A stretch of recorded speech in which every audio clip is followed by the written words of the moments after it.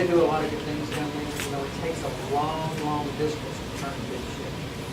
And even though, you may only change government 1 degree, it may not look like that much here, at the center, but when you go out 1,000 miles, that degree spread, that's a pretty significant difference. And that's what we're doing. We're taking this thing down 1 degree at a time. But we can do that if we stay with it. Mr. Thomas Jefferson said, the price of liberty is eternal vigilance. I just got an email yesterday that said that the SRECs is supposed to give us the information of how all the legislators voted. And there must be some kind of discrepancy that information is not going to be given out. Because in our platform, which we put in this last 210, said that the SRECs were supposed to be able to give it to the counties and that information out. But I guess we're supposed to call our SRECs to be sure that we can get it. Because they don't want that information out. Not the SRECs don't want it out, but the people who voted do not want it out. I don't really know what to advise on that. The best thing to do is call your SREC. Yeah. Andrew, you have some comments? I think you're referring to, I think Wayne Christian had that responsibility Yes. this session. And I know that he was putting together that kind of scorecard, but there was some contention on how it was supposed to be released. And I know that there were some members of the party official kind of hierarchy that didn't necessarily want it released. Again, I think that speaks to a lot of kind of the internal kind of factions going on and who has an agenda doing which and where. But certainly contact your SRC member and demand it, especially because it wasn't in the platform this last time. Well, they're supposed to discuss it Saturday, from my understanding. The SRECs are supposed to be. So we need to get that information for this next election.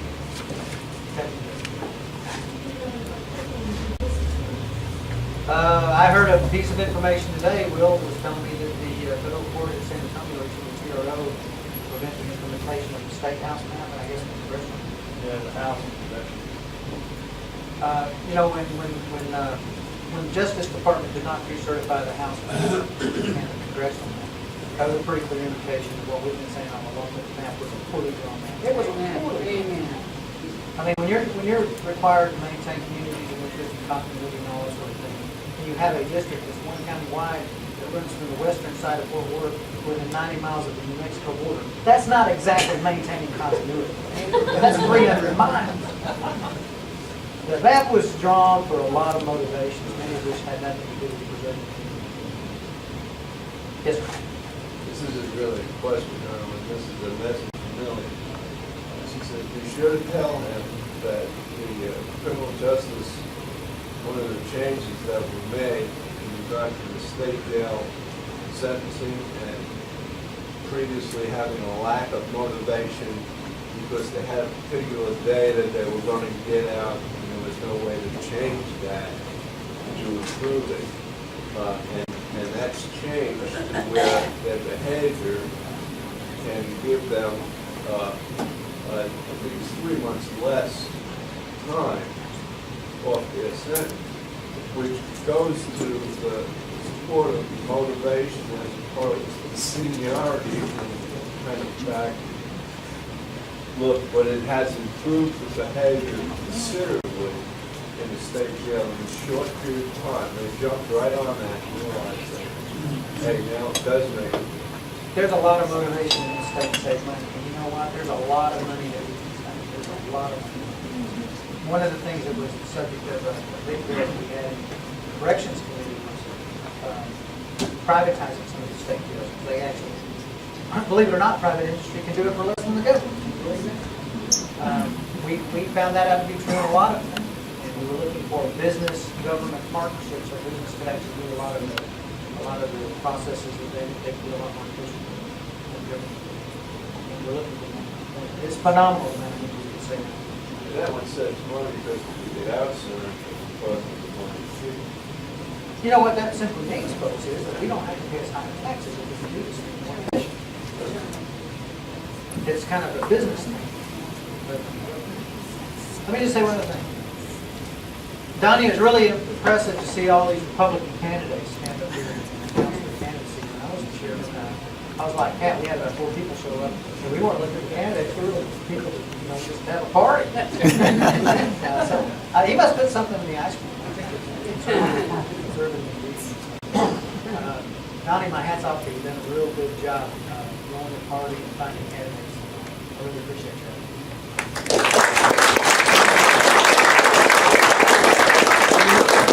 Thank you, folks. I really appreciate it. By the way, if I didn't say it.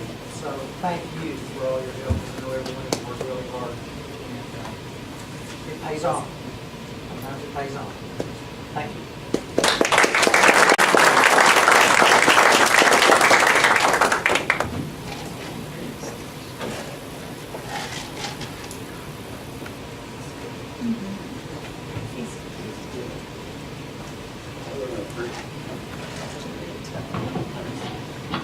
I appreciate the kind words, but, you know, I was just smart enough, dumb enough to take the job at the right time.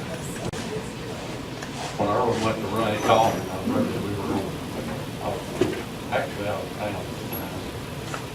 He called me and said, hey, I'm thinking about running state rep. I said, oh, great. And, of course, I said, you sure you want to do that, you know? I think I'll have you time.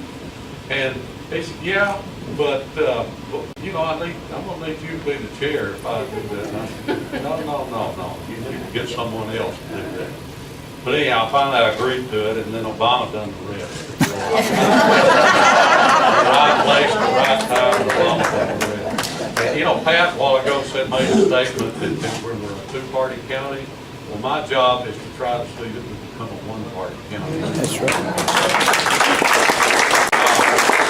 I appreciate all of you coming out. Candidates, remember, fill out the voter ballot application, give it to me tonight. If you don't have your voter ID card with you, that's fine.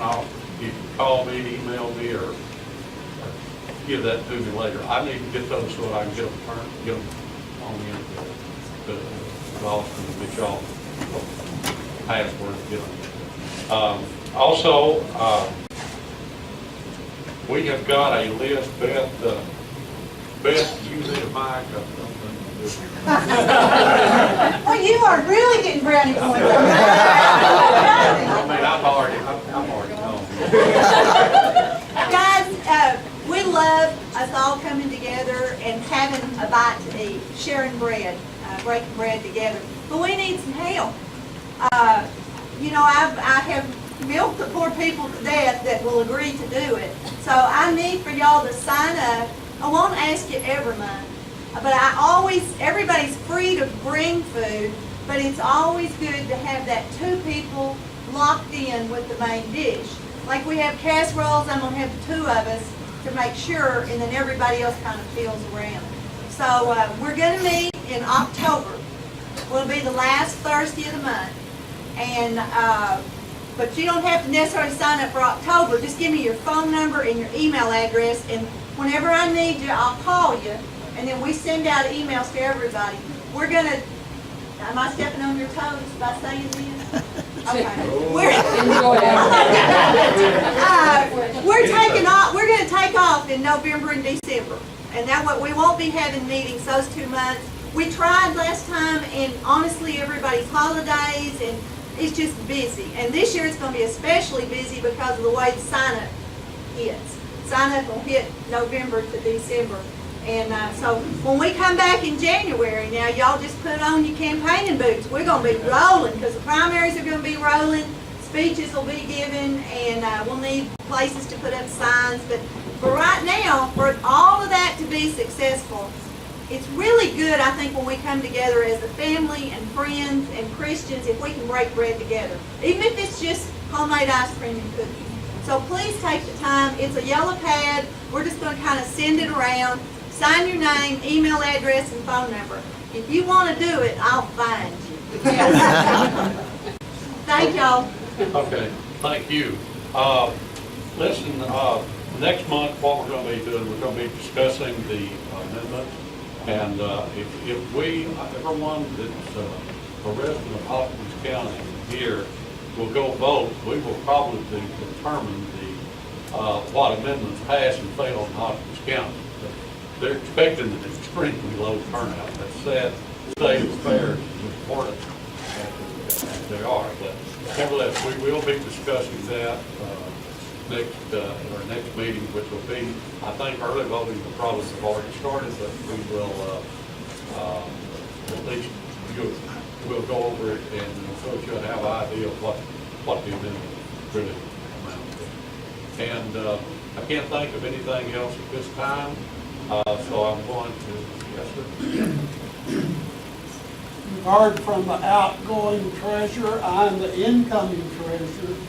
Dues are $25 per person per year, and we'd be happy to receive your dues tonight, and we do accept just plain donation. Thank you. You know, I think he was preaching in the previous line. We'll come to your house. Again, I can't think of anything else tonight we've got to do, so I appreciate you coming, drive safe going home, you drive safe going back to Austin, we'll appreciate you coming down from Parrish and Durst and Joe, we appreciate y'all coming over from Lamar County, Delta County. I'd like to say thanks to Erwin for donating the shotgun that made us some money here.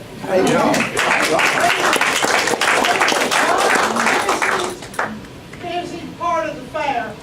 The other party, they had a bicycle up there raffling off, but they didn't have anybody in there with the tickets. And you know, And I think it was the same bicycle from last year. the thing about it is, on their bike, I think they were raffling for free. Somebody come to our table, why are y'all charging? We're Republicans, there's no free lunch. So anyhow, y'all drive safely going home.